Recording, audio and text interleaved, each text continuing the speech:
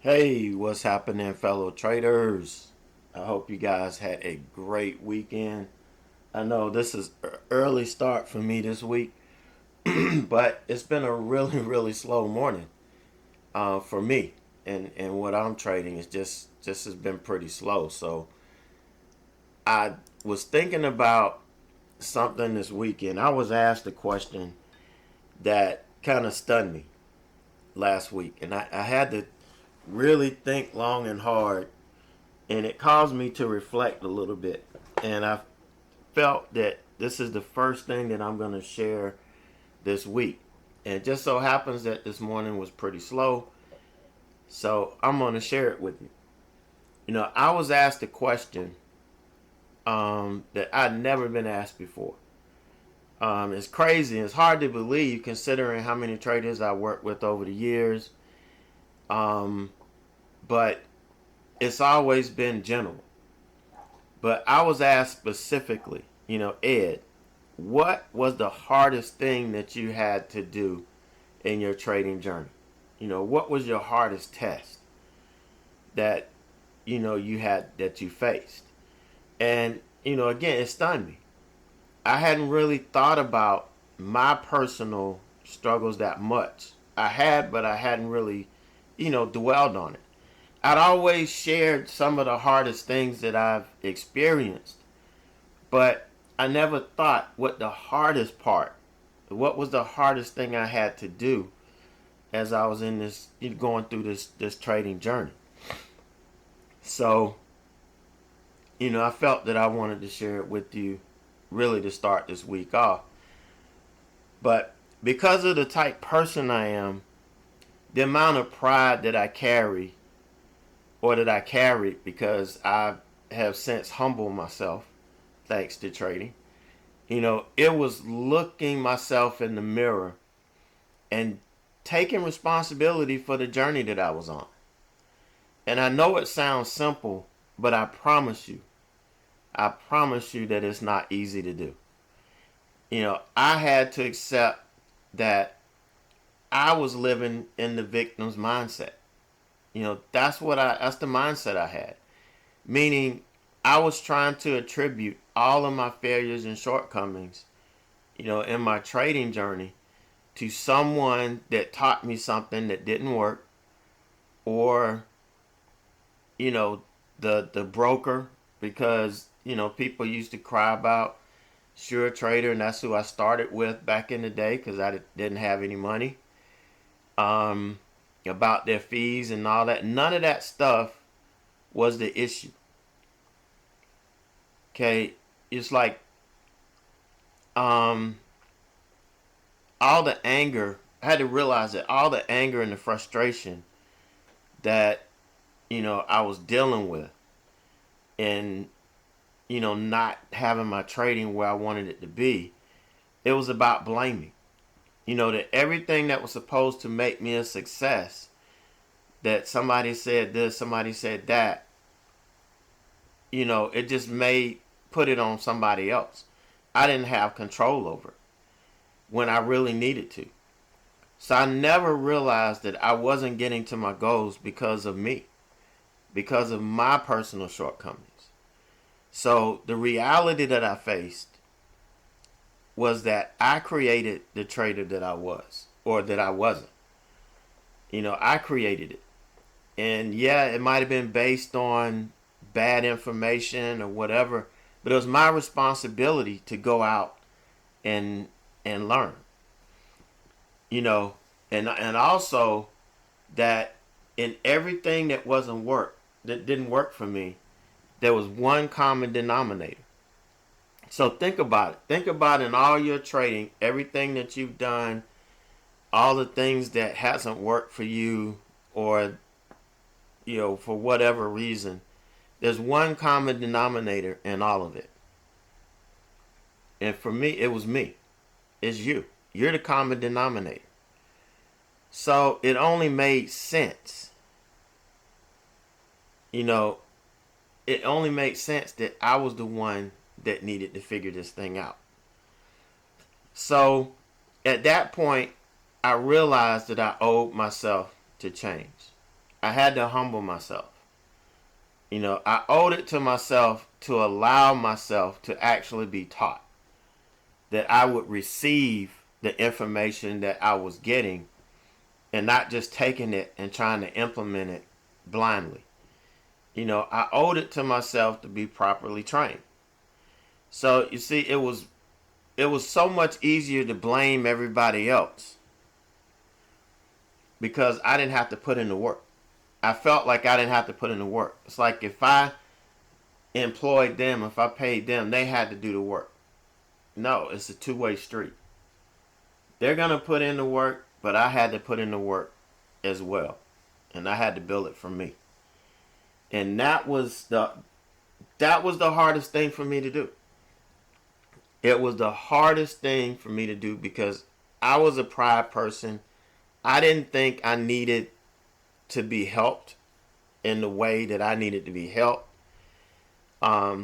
Thankfully, my brother-in-law, God rest his soul, introduced me to a guy that worked in his office. He was a CPA. He introduced me to one of his clients, and that guy was retired, trader. He had traded on the floor and all this stuff, and he put me in touch with this young guy that lives in New Jersey.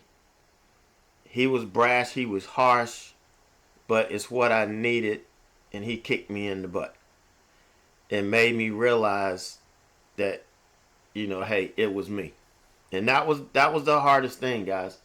And it's probably going to be the hardest thing for you to do, is to accept the shortcomings you have. Accept the shortcomings that you have, and take responsibility for it and do what you need to do in order to get to the next level.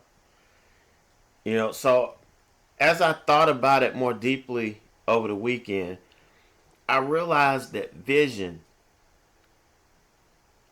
is, what I had to do. From that point, we talked about building a vision. And the vision is the ability to see the end of something before you even get started. You visualize where you want to go. And it starts with every trade you take. Because we talk about this, managing your risk. We talk about establishing your profit target, where you would like to see you expect the trade to go, your stop or whatever. But you visualize that trade and that vision. If you have to use that vision right, okay. When you start to build a vision on a trade, and it doesn't look like that vision is going to fit, then what do? You pick up and move on. You look for another one. You don't try to force your vision on it. And then, from there, from visualizing your trades, you have to have a vision for your overall career. Where do you want to see yourself at the end of the week, at the end of the month, at the end of the year, at the end of 5 years, 10 years? Because you're going to consistently work off that vision. So as I continued to reflect on this, I realized, hey, vision is a big part of what I did when I created that shadow mentoring. Because the reason being, when we visualize the trades, before we take it, we talk about what we should get out of that trade. We have that vision, then we can start building evidence to support that trade through the price action as it's happening. And that prevents us from bailing out of the trade, getting a bad attitude, getting emotions coming in, because we either building evidence to keep it on, or we building evidence to keep it off. We're not building hope. We're building core evidence based on the price action and what we're seeing. And that vision, you're able to see the full effect of that trade. Full the market, the price action. You're able to see everything. And that's why, I said, what we do is based on practice, not based on theory. Like when we talk about things after they've happened, we're basing it on theory, right? We're basing it on theory. But now we're talking about it as it's happening now. And it's based on practicality. So that's what I wanted to share. It is the hardest part. It is the hardest part. And I think vision, understanding how to use that vision is a big, big part of what's changed. It's a big, big part. Okay. Now, I don't want to scare you away. Activating your vision is not about working harder. I mean, although you got to put in the work, it's not about working harder. It's about being more disciplined in your mindset. Okay, because you have to embrace this journey. This journey is actually a blessing.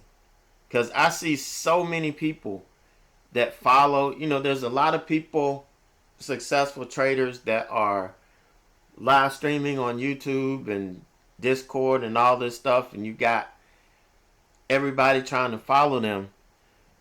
But if they're lucky enough to find some success, they don't keep it. They don't keep it because they haven't been through the journey. They don't understand what it takes. And once you get lost, until you find it, you're not coming back.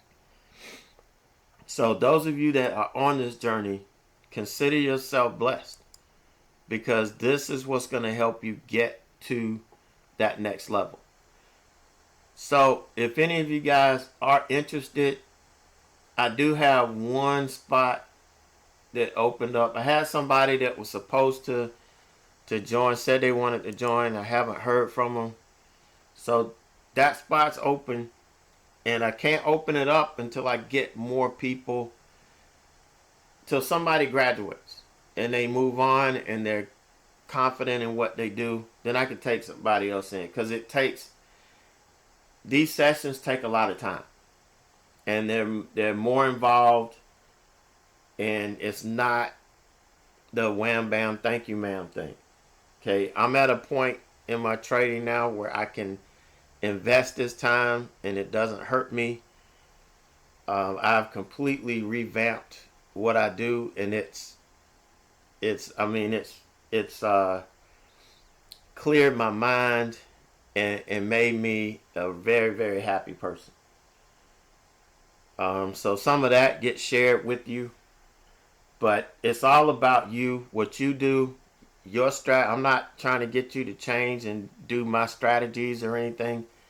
I'm trying to help you get to where you need to be using your tools, the tools that you've invested in all these years. We don't want to discount that. So, if you want to get going, it's the beginning of October. It's the beginning of the fourth quarter. You'll be ready to go and ready to kick some ass even before next year hits. But if you want to email me, Ed at tradingperformancespecialist.com. I will have the email in the description of the video, and the website if you want to check it out. But it's for everybody that I've worked with, it's been life-changing in terms of their trading and their actual home life, because they're so much more calm and focused and less stressed.